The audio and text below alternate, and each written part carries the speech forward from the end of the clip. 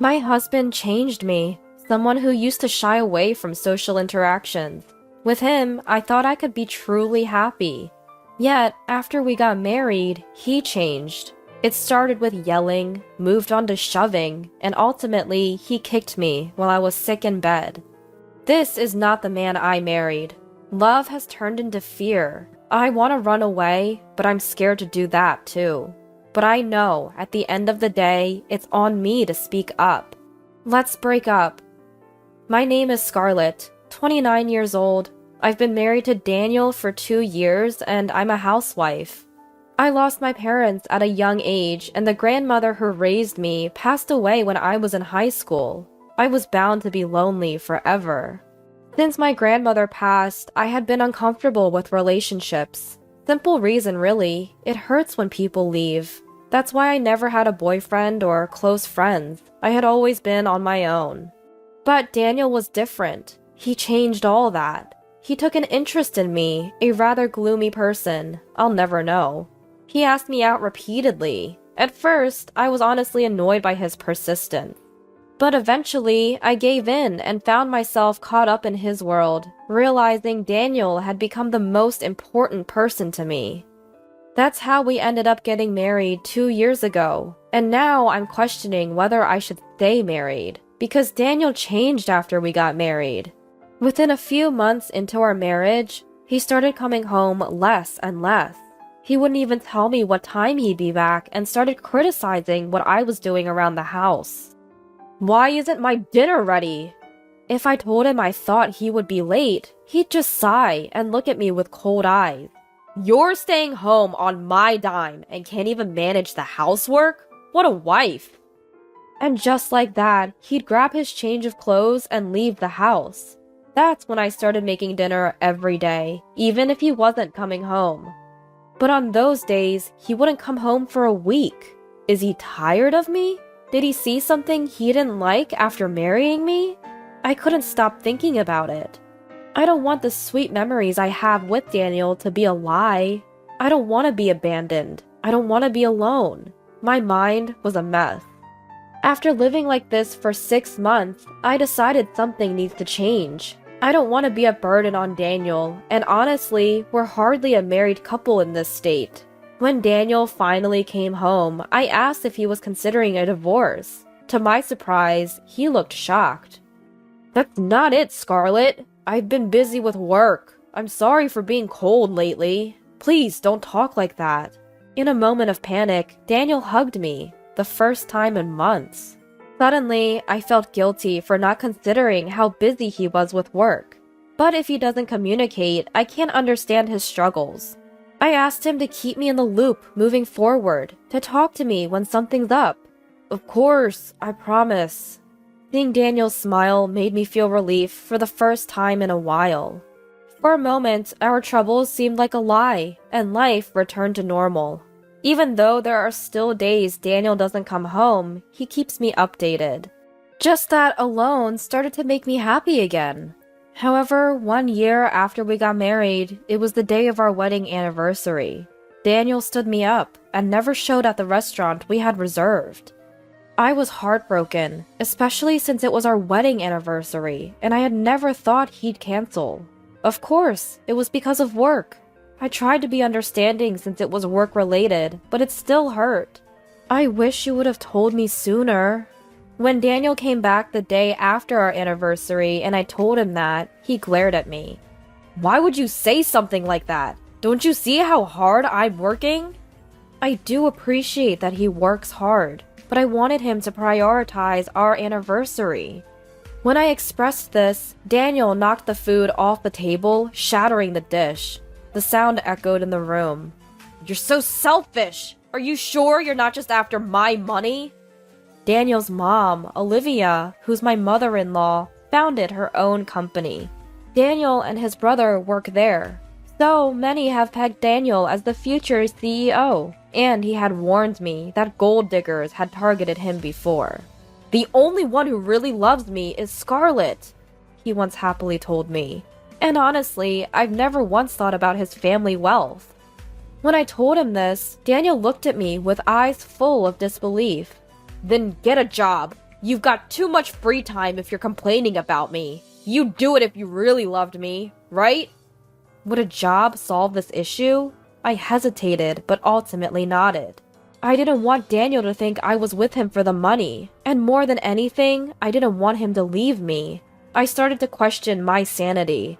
I had come to think that Daniel's anger was a result of something I did. So I found a full-time job.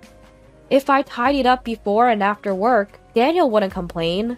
Then, one day, Olivia contacted me. "Scarlett, I heard you're working now. What happened? Weren't you planning to quit after getting married?"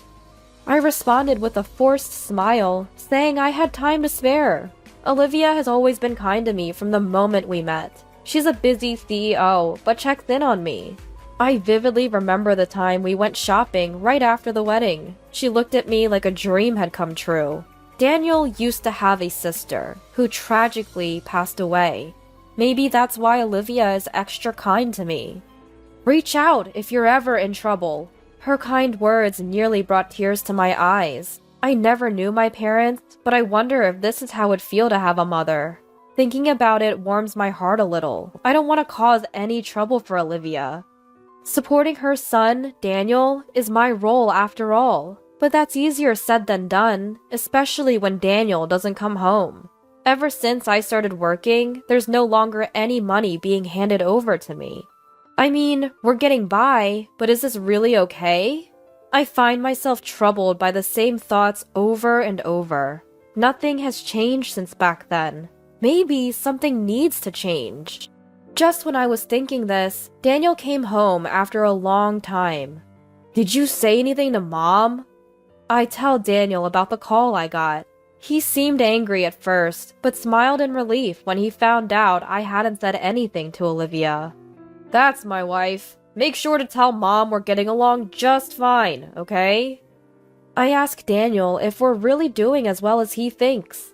"I can focus on my job as the future CEO because you handle things so well, Scarlett. Once you're the CEO's wife, I'll treat you to a lavish life." Hearing Daniel so satisfied with that, my heart sinks. I never wanted to be a CEO's wife. I just wanted to build a happy home with you, Daniel. That was enough for me. As I say this, I feel a sharp pain on my cheek. Daniel slapped me. "How dare you say that? When I'm working so hard, I married you, so just listen to me." This isn't the Daniel I knew. Tears start to flow. Even my crying seemed to anger him more. "Wake me up when dinner's ready," he said, and stormed off to the bedroom. I made dinner while crying that night, and ate a tasteless meal in silence, with Daniel. Things went downhill from there. Daniel started coming home more often. Perhaps Olivia said something, but he was cold as ice to me. I've thought about leaving him. But would he agree to a divorce? I didn't know. And what if he hits me again? Ever since that day, Daniel would poke or lightly kick me. I find myself flinching whenever he raises his voice or hand. He even made me quit my job, even though it was his idea for me to work in the first place. Was it just to torment me? I have no idea what Daniel wants from me. My sole focus every day is not to get yelled at by Daniel. Amidst all this, Daniel invited me to Olivia's birthday party.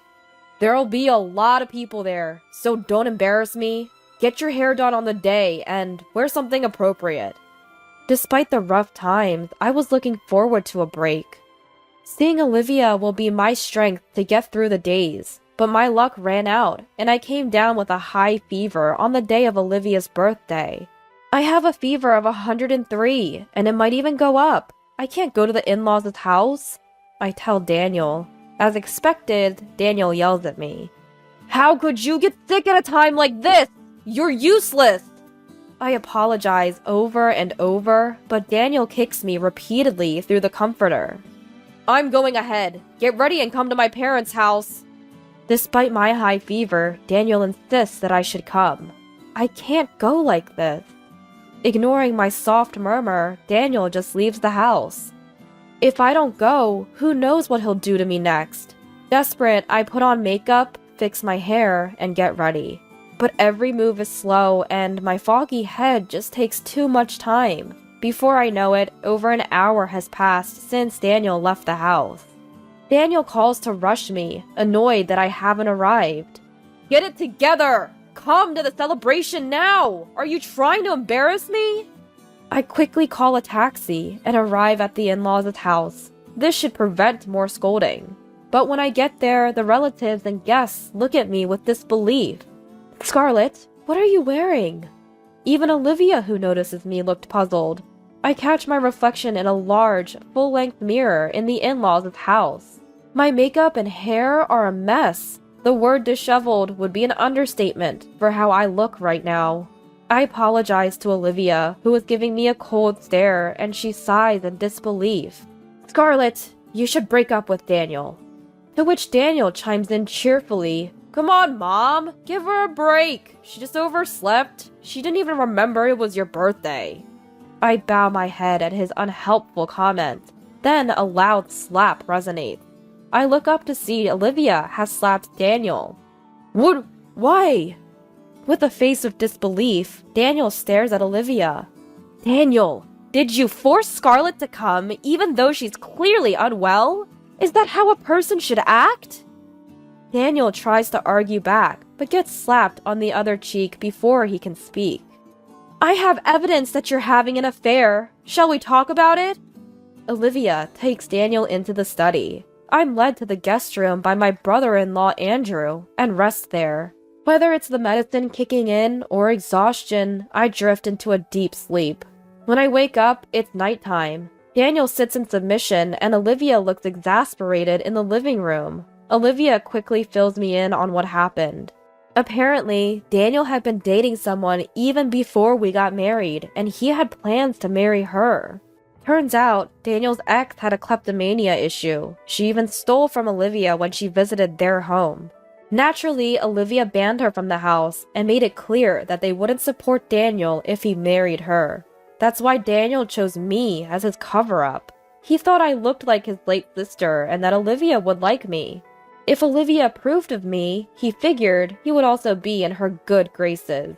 Olivia didn't say more, but I think Daniel also saw my docile nature as easy to manipulate. Daniel planned to break up with you after he became the CEO. I've only met Scarlett a few times a year, but she seemed less lively each time. That's why I investigated my son and Scarlett. I'm really sorry about Daniel. With that, everything made sense. Daniel never loved me from the start. Surprisingly, I felt more relieved than sad, because I'd already been thinking I should leave. Love had turned into fear after all the shouting and physical abuse. Olivia, I'm leaving him. Olivia nodded. Daniel, you better pay the alimony properly in court. Sign these divorce papers and this pledge, she demanded. Quit my job? And $50,000 in alimony? Are you kidding? Daniel was in disbelief. As I was trying to wrap my head around the fact that I might lose my job, Daniel turned to me for help. I really loved you, Scarlett. I was just meeting my ex because she's relentless. I didn't know what she'd do if I didn't. Trust me. He pleaded through tears, but his tears weren't for me. I still have the bruise you gave me this morning. I could easily get a medical report and file charges. Sign the papers if you don't want to be sued, I warned him. Olivia, unaware of the physical abuse, burst into tears and started hitting Daniel. You're a terrible person! Don't ever come back home. We're done, she yelled. Afterward, brother-in-law Andrew stepped in. Daniel signed the papers, crying. If he regretted it so much, he shouldn't have done it in the first place, I thought. Maybe I also had a part in this for putting up with it for so long. Watching Daniel cry, I vowed never to neglect my feelings again. After the divorce, I focused on moving and job hunting. It was a hectic time. But Andrew helped with finding a new place, and Olivia even referred me to a job. I was being pampered, really. I managed to find a job in the same field as before, and recently got the offer. Of course, I was hired on merit after a proper interview, not because of connections. But ever since, Olivia has been a bit overprotective of me, which worries me a little. Starting a new job while adjusting to a new lifestyle is bound to be challenging for a while. Still, right now, I feel more satisfied and secure than anxious. About a year after my divorce, I happened to run into my ex-husband Daniel loitering near my workplace. I just wanted to talk. He looked awful. His clothes were dirty, and he lacked the energy he once had. Long story short, he'd been dumped by his girlfriend and wanted to get back together with me. I couldn't help but laugh. I then showed Daniel my hand. On my right ring finger was a new ring I just received. I've been dating your brother recently. Not sure about marriage yet, but I do know he's a much better person than you. Plus, he's next in line to be CEO. Daniel had always arrogantly assumed that he, as the eldest son, would take over the family business, but Olivia never considered the irresponsible Daniel as a successor. Being married to you was a struggle, but there's one thing I'm grateful for. Thank you for introducing me to your family. I'm cherished here now. With a smile, I conveyed this to him. Daniel collapsed on the spot. He fell to his knees, sobbing. That was the moment I felt truly glad to have left him. While I still can't contemplate marriage due to my history with Daniel, I've decided to once again trust those who supported me during my toughest times. From now on, I'll live being true to my feelings.